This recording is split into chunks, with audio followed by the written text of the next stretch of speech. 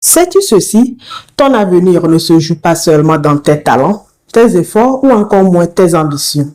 L'entourage fait ou défait ton avenir. Un entourage toxique peut ainsi étouffer tes rêves, nourrir tes doutes et ralentir ton élan. À l'inverse, un entourage bien choisi devient un véritable tremplin en ce qu'il t'inspire, te pousse à grandir, te rappelle constamment ta valeur quand tu l'oublies et t'aide à franchir des sommets que tu n'oserais gravir seul. C'est donc important de bien s'entourer. Mais s'entourer, c'est choisir. Choisir qui a le droit d'influencer ton esprit, tes choix, bref, ta trajectoire de vie. Choisir de couper également les liens qui te freinent et de renforcer ceux qui t'élèvent. N'oublie pas que ton cercle actuel est le reflet de ta vie future et aussi que les âmes qui t'entourent dessinent ton horizon. C'est comme on le dit souvent d'ailleurs, entoure-toi de lumière et tu verras ton destin s'éclairer. Alors, qui laisses-tu entrer dans ton cercle de vie? Comment bien s'entourer? Si tu as du mal souvent à sélectionner ton entourage, de sorte à pouvoir tirer grand profit pour ton avenir, reste jusqu'à la fin de cette vidéo. Parce que dans cette vidéo, je vais partager avec toi 5 grandes stratégies à mettre en place afin de bien choisir ton entourage. Stratégie numéro 1. Choisis des personnes qui partagent tes valeurs et ambitions dans ton cercle direct d'amitié.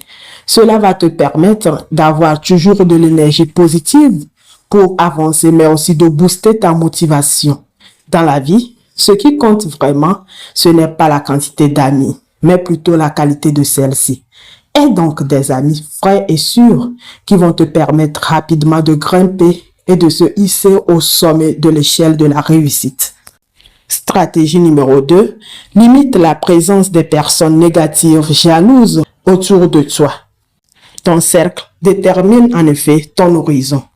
Limiter la présence des personnes négatives autour de soi, c'est un vrai acte de protection de soi, de son équilibre intérieur. D'abord, il faut identifier clairement la négativité. En quoi faisant exactement? Détermine autour de toi des gens qui te critiquent sans cesse, te ramènent toujours au pessimisme, sapent ta confiance ou minimisent tes projets. Identifie-les clairement. Ensuite, prends de la distance en douceur avec eux. Par exemple, espacez vos appels et rencontres. Également, fixe des limites claires en exprimant calmement ce que tu ne peux pas accepter dans la relation, comme manque de respect, critique constante, etc. Enfin, protège ton énergie positive et cherche à t'entourer du positif.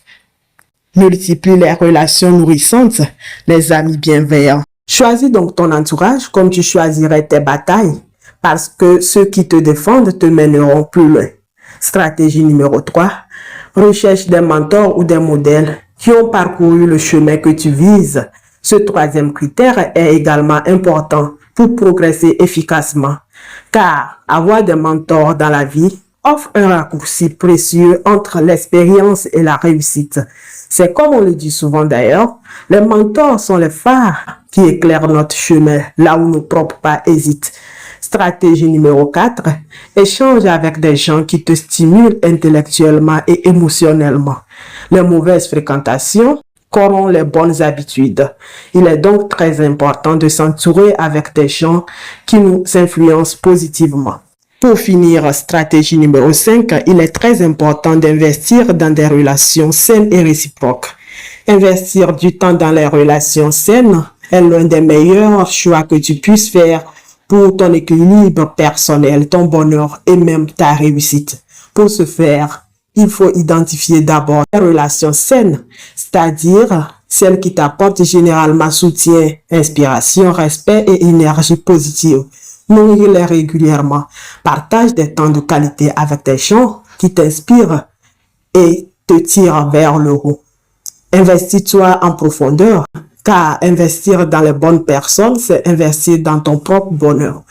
Mieux vaut donc une poignée d'amis sincères qu'une foule de connaissances passagères.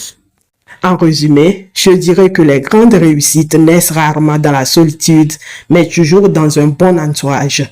Prenez donc soin du choix de votre entourage, car de ce choix dépend votre avenir. N'oublie surtout pas que la qualité de ton entourage est la première richesse de ton succès.